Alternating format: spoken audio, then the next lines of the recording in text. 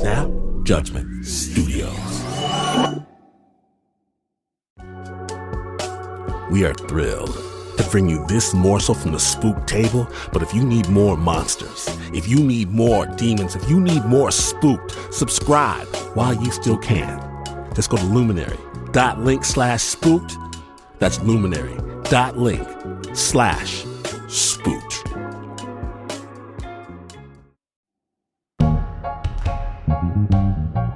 I grew up sitting next to my brother in the church, watching people be healed. We nodded together in faith as the preacher preached no disease can face the power of our Almighty God. That sickness is just another name for Satan. Come out, Satan. I command you in the name of the Almighty God to vacate this person, cancer. I'll cast you out, infirmity. I saw people begging a preacher to please place his hands upon their forehead, to please make the pain go away. They expected a miracle. And later, as a grown man, I stopped believing in miracles because instead I'm angry for the time wasted in the company of charlatans with men who twist God and faith and healing into fancy cars and gold jewelry. Liars telling lies. I share this with my brother and he agrees. We laugh at the foolishness of it, the stolen time. Later, he asked me if I have stolen from him the millions of dollars in jewels we had buried together under the sea. I laugh again, but this time, he does not laugh. Later, he grows angry, asks where I've hidden his secret daughter, rages to know how I sneak messages into his food. He tells me he knows that I edit his thoughts and promises revenge for my treachery. He calls me preacher. At first, I don't know the name of this malady devouring him. I beg him to remember I am your brother. I have nothing but love for you. He screams back in rage, thief. And no medicine, no doctors, no therapy can cut through this darkness, and it's almost by accident as he hurls abuse that I retreat into the practice I had abandoned in my youth. I reach out with both of my hands and command healing into him. I pour every ounce of power I possess, every resource, every bit of me I channel into him. Heal, brother. Heal. Then the note of surprise in his voice, of question. Hey, you didn't steal my millions, did you? Nah. And I don't have a hidden daughter? And mind control, that ain't really even the thing, huh? No. Oh. I'm crazy as hell, huh? And we laugh.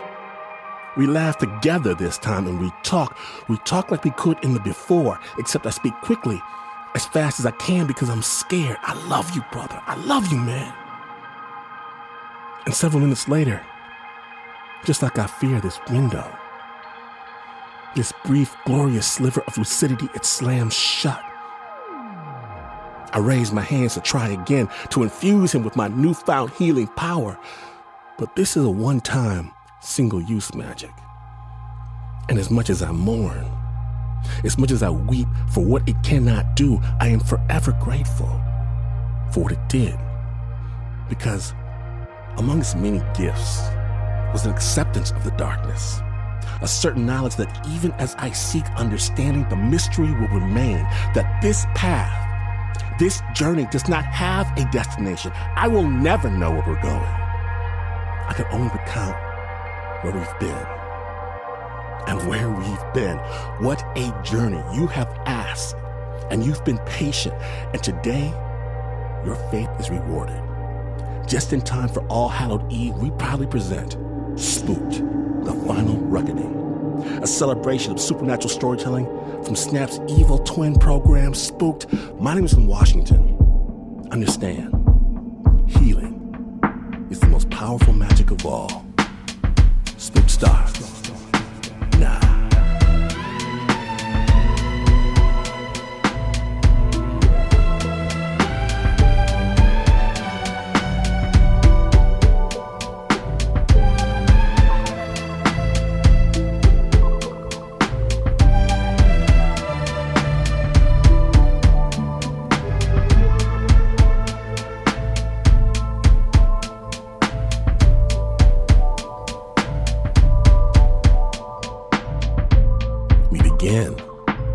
Where we always begin, in search of the mystery.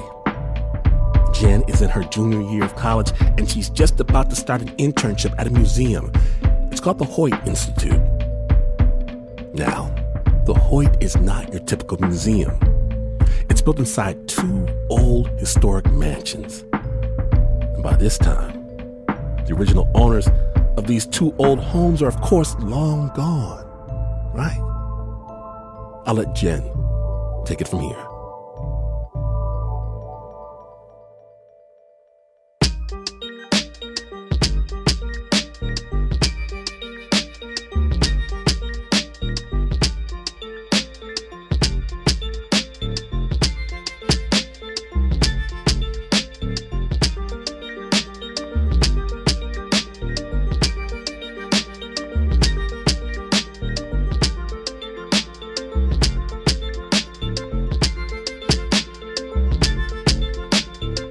I was very excited because they had given me a tour of the two homes as part of my interview, and I was just so excited to get to work there. I thought it was so cool that my office was going to be in the maids' quarters, so I just really thought it was going to be a fun place to work. During her first week on the job, Jen started to learn about the history of the two old mansions. Originally, they'd been the homes of a pair of very wealthy siblings. But even though they lived next door to each other, they weren't exactly close.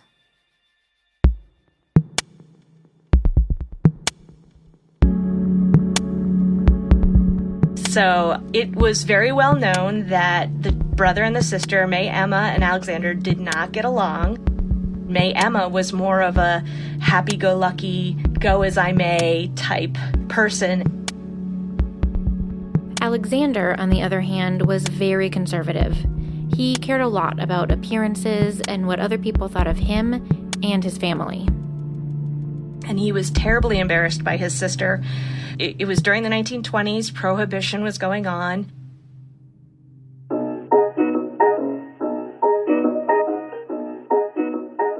She completely ignored the bans on alcohol. She had what was considered wild, raging parties at the time. I picture something out of The Great Gatsby.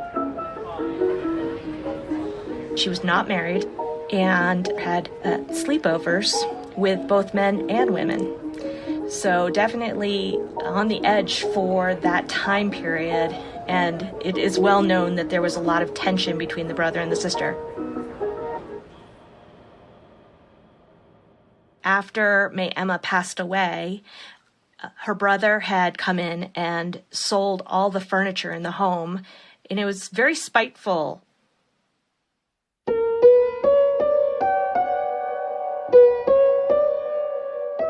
He completely undersold her possessions, and then there was a secret compartment in the dining room that hid May Emma's fur collection, and she collected fur coats, and that was one of her prized possessions.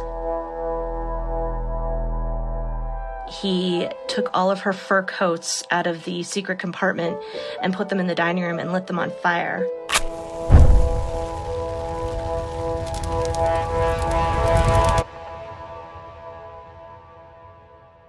When Alexander passed away himself, the mansions were turned into museums, and a glass walkway was built between them. Most of the day-to-day operations took place in May Emma's house, which was called Hoyt East. So my office was in the old maid's quarters, which had its own separate set of stairs off the kitchen. And at the top of that set of stairs was this box that had bells that came down out of it. And each of the bells was labeled with a room. And throughout the house, you would see these little levers. And when one of those levers were pushed, the bell outside of the maid's bedroom would ring.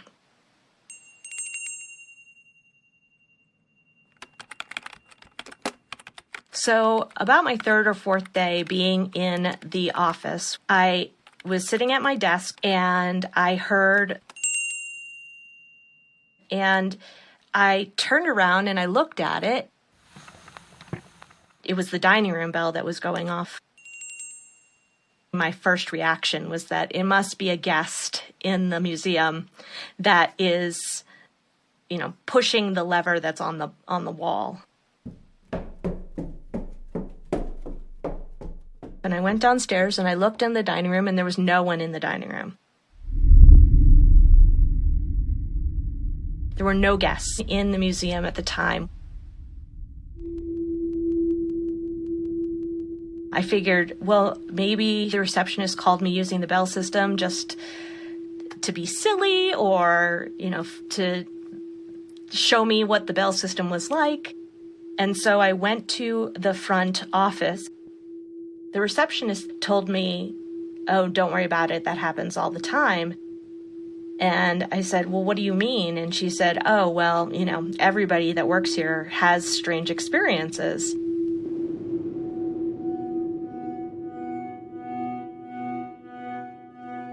And again, I said, well, what do you mean?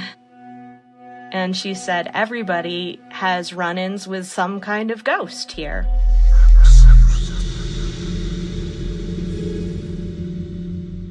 And so I took that information and just didn't know how to react and went back to my office and sat down thinking to myself, okay, I'm working in a haunted mansion. Shouldn't they have told me that during my interview?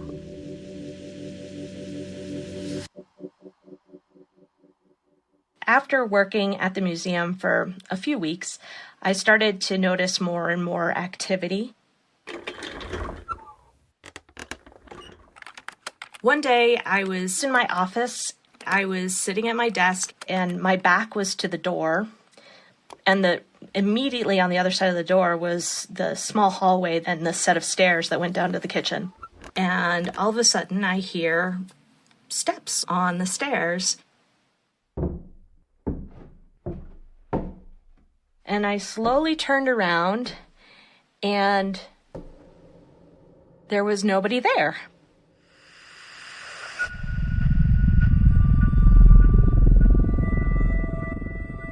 But I clearly heard very distinctive footsteps continuing up the steps.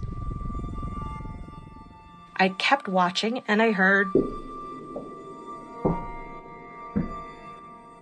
but no one appeared. No head showed up, no body showed up. It was just the sound of the footsteps on the stairs and no actual person. And the sound just eventually stopped.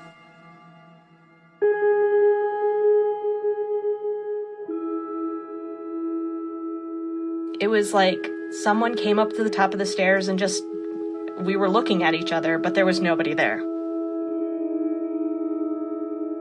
And I wasn't scared. I was a little more intrigued than anything else. Over time, Jen came to realize that everyone who worked at the Hoyt Institute felt the same way. These little encounters were just part of the job.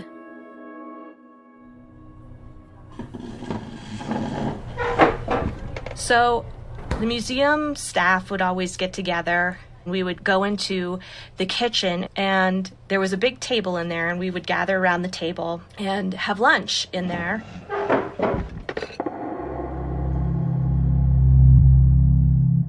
And that's when a lot of stories were swapped of, oh, did you hear the music in the ballroom today? Kind of a big band swinging type of music. And the sound of what sounded like people dancing, like a big party going on. No, I didn't hear that, but I heard footsteps on the stairs. The bell system went off again. To me, it makes sense that it was May Emma that was doing those things.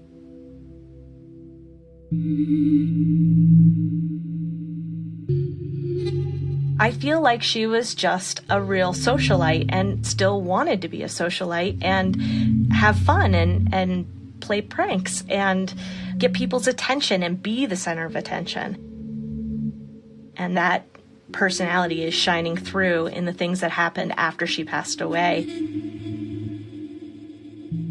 Now, on the other side, I did not spend much time in Hoyt West, which was Alexander's home.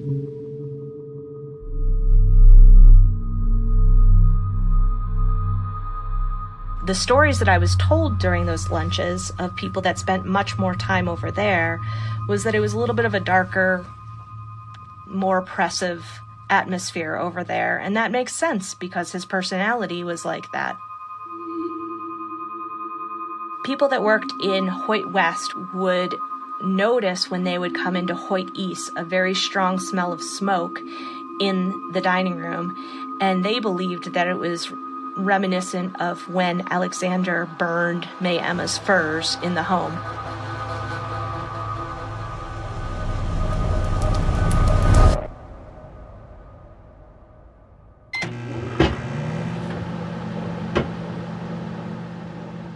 One time I was alone in the kitchen for lunch, and, I was sitting there watching the microwave like we do. I felt like somebody was watching me, like somebody was in the doorway of the kitchen. It felt like somebody was there, and I turned around and there was no one there. And then when I moved over to the sink to get some water, that's when I felt this intense cold spot. And again, it just felt like somebody was watching me over my shoulder.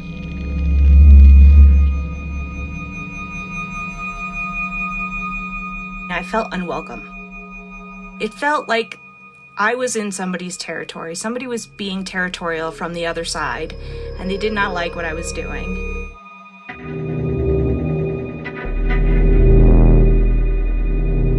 My heart started racing. I definitely felt like a heightened sense of fight or flight. Like, I think I need to get out of here. Maybe there is somebody else here besides May Emma.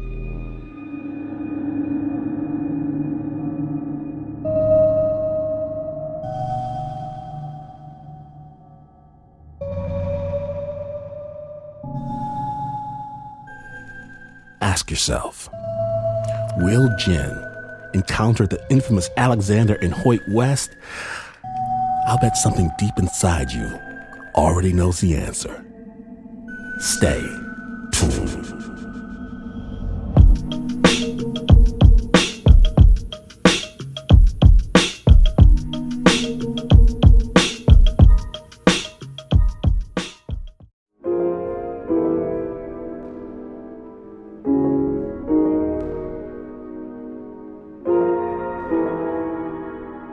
Welcome back to Snap Judgment's underground catacombs, featuring supernatural storytelling from our sister program, Spooked.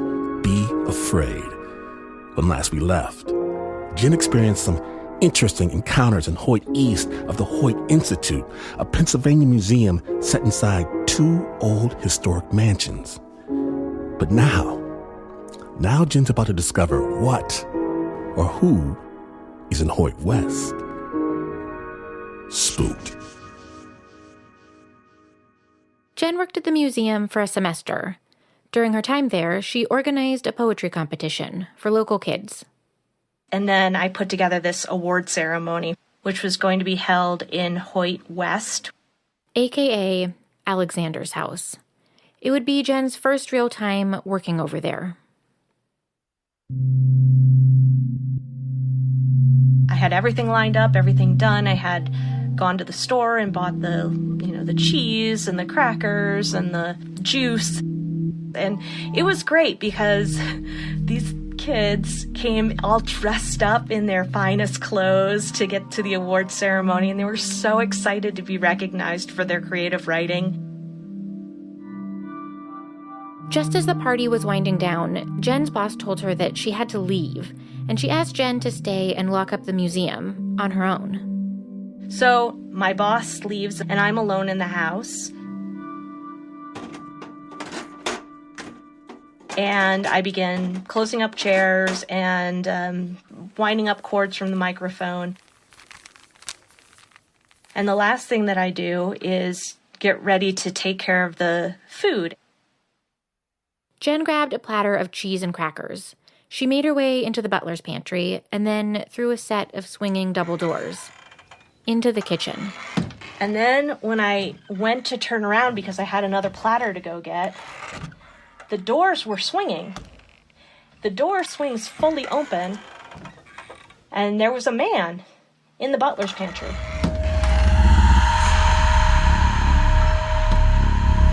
He was wearing a gray jacket with a tie, and he had gray hair, and he was pretty tall. His face was filled with disdain. He definitely did not like me, and I could feel it, and I could see it in his face.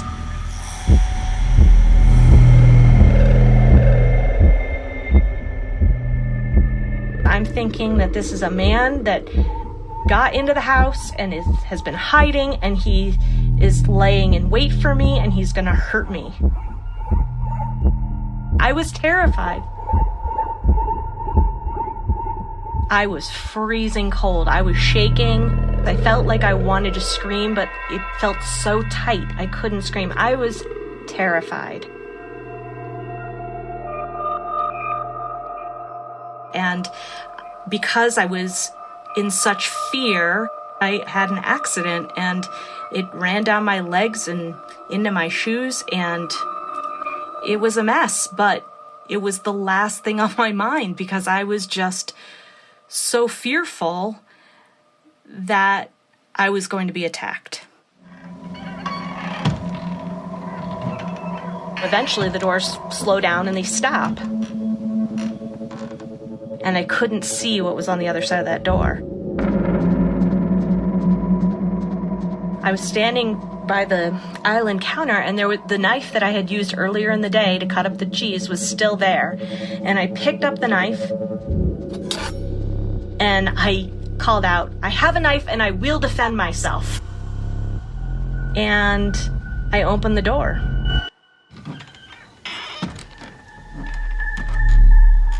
I pushed open that door, and there was nobody there.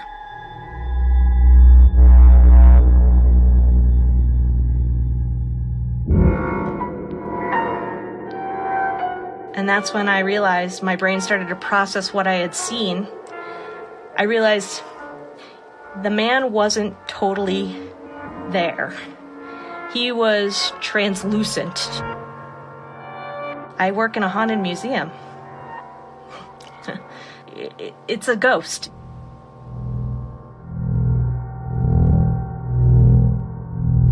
Adrenaline is pumping through my body, and I'm thinking, I gotta go, I gotta protect myself. But I didn't want to let my boss down, so I did what I was told, which was turning off lights as I was leaving the house. Even though I was terrified, I really wanted to make sure that I lived up to my obligations with this internship.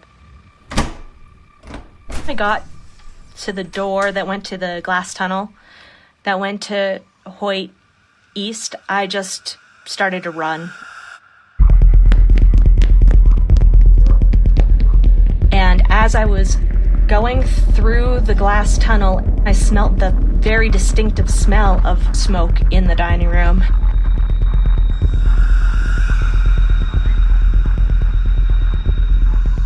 It didn't smell like a campfire. It smelled like burnt animal fur. That very heavy, stinky smell that just kind of sticks in your nostrils. and it added to my fear, and I just was desperate to get out at that point in time. Jen finally made it outside. She ran to her car. My hand is shaking as I'm putting the key into the ignition. And as I'm backing up out of the spot, I can see Hoyt West in my rearview mirror.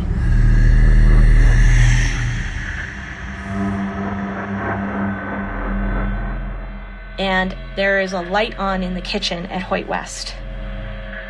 I know for a fact that I turned off that light, and I can see a shadow cross in front of the window. It's a person going in front of the window.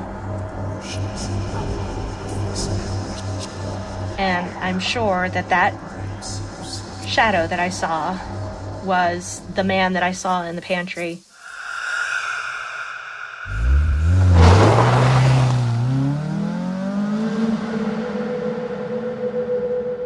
All Jen wanted was to be home, safe inside her apartment. When she got there, she ran up the stairs and burst through the door.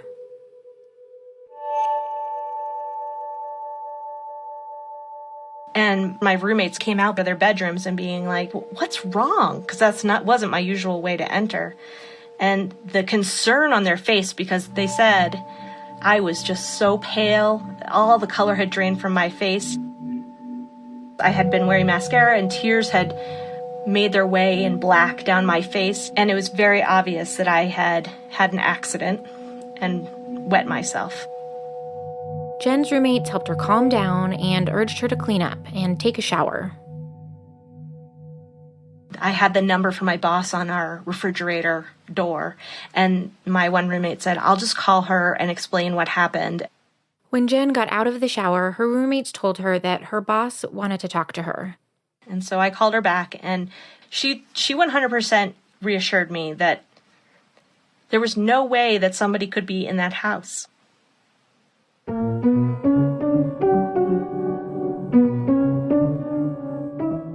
It was not a real man.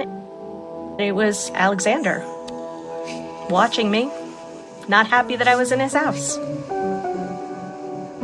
She told me that she'd seen him too when she was alone in Hoyt West. My boss was telling me that it always seemed that people who worked more with May Emma's side of the house, when they would enter into Alexander's home, he seemed to appear more frequently with that look of dislike, disgust, almost like, "Why are you here? You're associated with my sister, and my sister is a terrible person." And it seems like that tension between the brother and the sister from life was continuing on past life.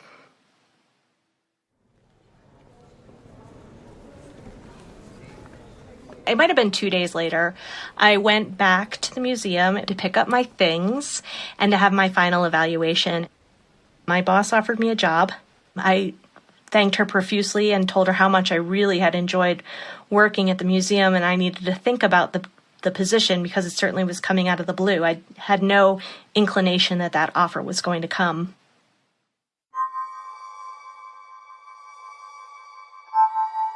Ultimately, I made the decision not to take the job. Partially because of what happened in Hoyt West, because I had never been so scared in my entire life.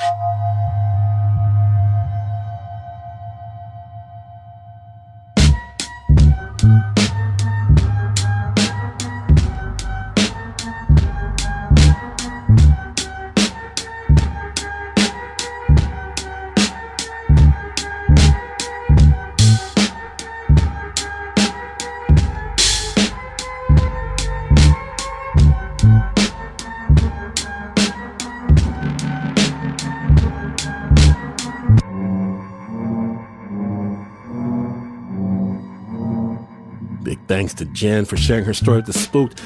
Best believe, Jen is a Spooked listener, a spookster. You know We love hearing from our listeners, and if you have a story, drop us a line, spooked@snapjudgment.org. The original score for that piece was by Leon Morimoto. It was produced by Zoe Ferrigno.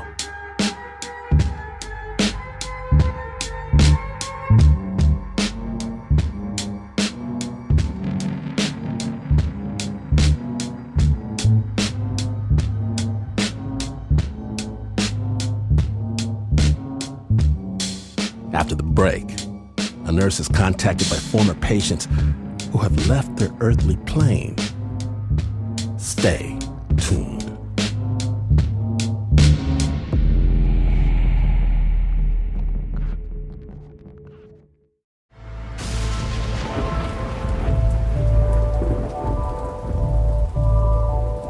Welcome back to Spooked, a special Snap Judgment presentation. My name is Glenn Washington, and this fall, like every fall, we love to bring you stories from our sister program, Spooked. And listeners know that some people, they have the gift of sight. They can see the fallen. They can talk with them. Sometimes they can even help them out. This is not news. We understand that here. Instead, I want to ask you, how do you decide if you want to use that gift in the first place? Spooked.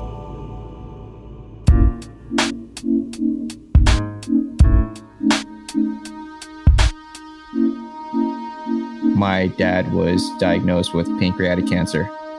I was about 8 years old. My sister was a nurse, and I would always see her taking care of him. And I wanted to take care of him, but I didn't know what to do. So oftentimes I would feel helpless because I wanted to know how to make him feel better. Unfortunately, he did end up passing away about a year later. But that kind of steered my course to become a nurse or just be in the medical field. I'm a new nurse, and I get hired at this hospital through a job fair, and I'm just super ecstatic about it. It was definitely not my first choice to be a night shift, but it was the only one available. I'm being oriented onto the floor. The nurse that's training me is just kind of showing me the ropes. This particular wing is somewhat V-shaped. The hall is pretty well kept. Floors are super shiny. We try to be as discreet as possible during the night. We're walking slowly room by room, kind of peeking our heads into the patient's room just to make sure that they're okay. As we continue to progress down the hall, I just noticed there is a shift in energy. At first it's subtle, but then as we approach towards the end of the hall, it gets heavier and heavier. I could feel it start from my feet and slowly rising up and, crawl up my spine. I felt like little tingles. We finally approach the end of the hall.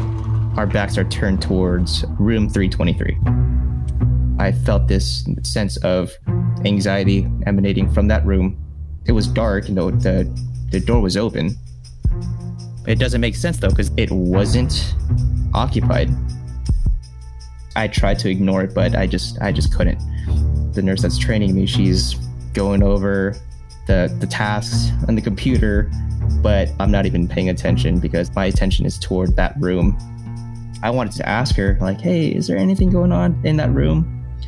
But, I didn't want to, come off as crazy on my first day on the floor. So I just kind of, waved it off at that point.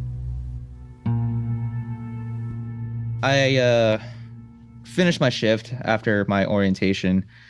So I'm going home. This memory just popped into my head. I was around 9 years old, and I was outside in the backyard. This was early in the morning. I'm taking care of my dog, and then I start feeling somewhat dizzy, not only in my head, but pretty much throughout my whole body. All of a sudden, I just feel that there is someone behind me. And then right next to my ear, I hear someone just breathe out, like, I thought it was my brother just messing around with me. But then I look, and then there's no one there. My whole body just lit up. My heart dropped, and I just had to get out of there. I just ran back in. growing up, my mom would tell me, don't be alarmed. It's just sometimes spirits just come passing through and they don't mean you any harm at all, or they just want to pass a certain message on. The very next day, I go back onto my shift, and it's roughly around 3 a.m., finish my tasks. So I'm just sitting on my computer on the workstation on wheels, charting away. I hear some sniffling. You know, it's kind of subtle at first. And then all of a sudden I hear sobbing. So I'm thinking, where is this coming from? You know, like, do they need help? I'm looking around, and then I look behind me, and it's coming from room 323. I want to make sure that whoever's in there is fine, and if they need anything, I'll help them out. As I'm getting closer to that room, I'm feeling that same sense of dread again, but now it's just growing more intense. The room is completely dark. I knock on the door. Is anyone in here? And that's when the sobbing stops. So I step into the room. I start feeling this dizziness. It's not as bad at first, but with each step I take, the dizziness gets more intense, and to the point where I actually have to lean against the wall a little bit. I'm looking around me. It's still dark, but I can see the room is perfectly clean, perfectly set up. The bed was made. That room was obviously ready to take in a patient, so no one should have been there. But there's someone just standing in the corner. She has her hospital gown on, barefooted, long black hair. I could kind of see right through her. I couldn't really see her face, though. I get this overwhelming sense of confusion, but it's not coming from me. I think it's coming from her. I actually see her take a step back even further into the corner. Like, please don't disturb me. And I feel like she is actually frightened of me. I felt the only logical way to respond back was to just kind of project that I wasn't there to hurt her. But I just didn't know how to verbalize that. So I recited it in my head. Hey, look, I'm not here to hurt you. As I turn toward her, to face her, I blink, and then she's just gone. She just completely disappears. And as soon as I see that, I feel every hair in my body just stand up. And I knew at that point I just had to get out, because this is the first time I've actually really seen an entity. I've never seen someone so clearly. As soon as I get out, the dizziness is completely gone. It's like as if it wasn't even there.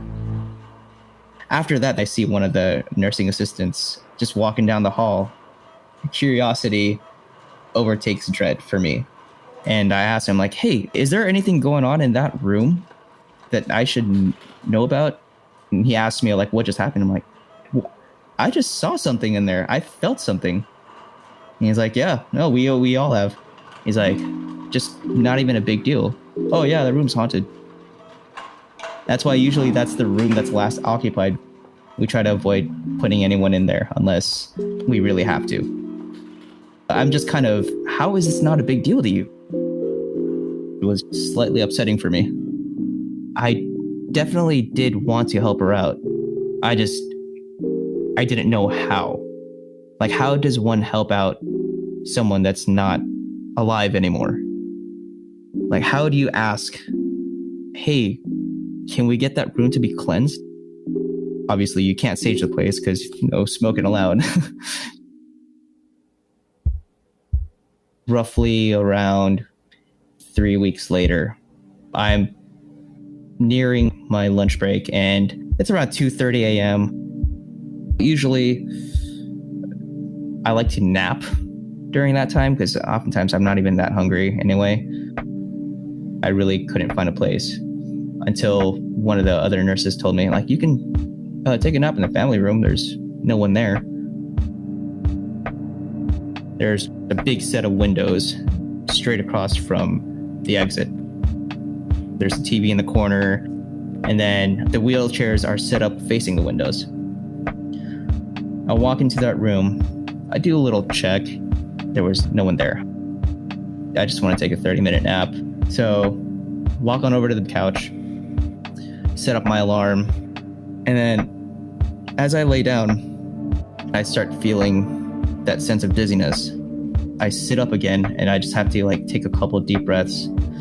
Like maybe I lay down too fast. I don't know what's going on. So as I'm sitting there, I look over to my left and then I notice there's an old person sitting on the wheelchair looking out the window. I see both his hands on the handrest and I just see the back of his head, slightly balding, and he's just looking out. I feel this certain chill go down my spine. I knew from then on that it was an entity. Like my hairs were standing up. It's every bit of my body telling my logical mind that this person isn't supposed to be here right now. And I just get this sense of, I really wish I was out there right now. I want to leave, but I can't. I miss my family, but I can't see them. I start tearing up a little bit. I wasn't even thinking about any sort of sadness. All I wanted was just to kind of lay down. All this sadness had to be coming from him. Oh, geez, he's probably one of those people that passed away here, but he's trapped. He doesn't know where to go. I just kind of closed my eyes a little bit to process what was going on, and then I opened my eyes again, and he was gone. There's still that residual effect. There's still that sadness that's kind of lingering around. I didn't want to deal with it anymore. I was too tired. So I think I'm just going to go nap in my car. I stand to get up, and that's when the door opens and I see one of my coworkers walk right in. I guess because she was on her break too. She looks at me. She's like, "Hey, are you okay?" I couldn't really verbalize how I was feeling at that point. She tells me, "You look kind of pale." She's like, "You saw something, didn't you?" I'm like, "Well, yeah, I just saw a ghost." I just saw an old man just sitting in the wheelchair. She's like, "Yeah, we've seen him too." I'm like, "Why aren't you guys telling me this? Why am I left to discover this stuff by myself?" She's just like, "Well, I mean, if we told you, you wouldn't believe us." I decided never to nap there again. And I was thinking, this can't keep happening while I'm at work. It was definitely that night where I did make that decision that I want to be able to choose who and what I see.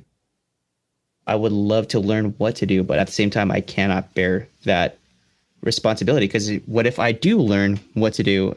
Is everyone just going to come at me at once? It leaves me helpless. So I'd rather just not be in that situation. I actually did a little bit of research, and that's how I came up with meditation. Through your power of your mind, you can actually form a white bubble of positivity that prevents any sort of unwanted energy or entity trying to, get to you. At the point where I know that my meditation was working is that certain parts of the day, I'll feel a chill again, like something crawling up from my foot or crawling up my back. And before, I would just kind of let that feeling continue. But I make a conscious effort to say, no, I'm going to stop you from progressing. That way they can't interact with me or I don't see them. It's like, yeah, maybe my mom was right. Like, it's just a person walking down the street, but I don't even care. I don't even want a live person following me home. So how much more for a person that's already passed on, I did see an opportunity to go to day shift. I just went there. I feel like I'm making up for it, helping people not get to that point yet and do everything in my power to help them out while they're still alive. I have specific 9 to 5 business hours only. Just kidding. Big love to Dennis for sharing his story with the Spooked. The original score for that story was by Doc Kim. It was produced by Chris Hambrick.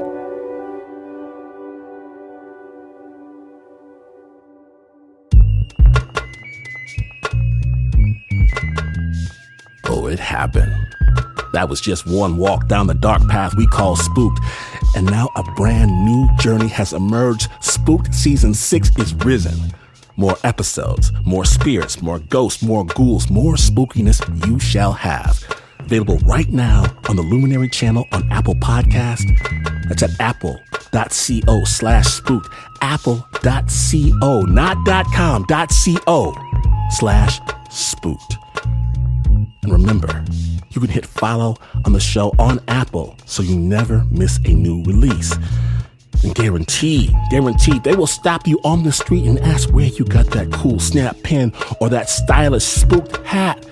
Just tell them, snapjudgment.org. And if you have a story of your own battle against the darkness, I want to know about it. I want to know all about it. Email us your story, spooked@snapjudgment.org, because there's nothing better than a spook story from a spooked listener. Tell us yours. Spooked@snapjudgment.org. Spooked was created by the team that behaves respectfully when visiting the museum. Everyone except for Mark Ristich, who keeps pointing at artwork, telling everyone he painted that. There's Anna Sussman, Eliza Smith, Chris Hambrick, Annie Nguyen, Lauren Newsom, Leon Morimoto, Renzo Gorio, Teo DeCott, Marissa Dodge, Zoe Ferrigno, Tiffany DeLisa, Ann Ford, Doug Stewart. The Spook theme song is by Pat Mesiti-Miller. My name is Glenn Washington. And if you hear a knock on the door, but the door is inside your house, never open it. Back away slowly. This situation can only be confronted in the daylight hours. In the meantime, get yourself a hard chair, a strong drink, and a sharp stick. And remember, please remember, to never, ever, ever, never, ever, never, never, never, ever turn out the lights.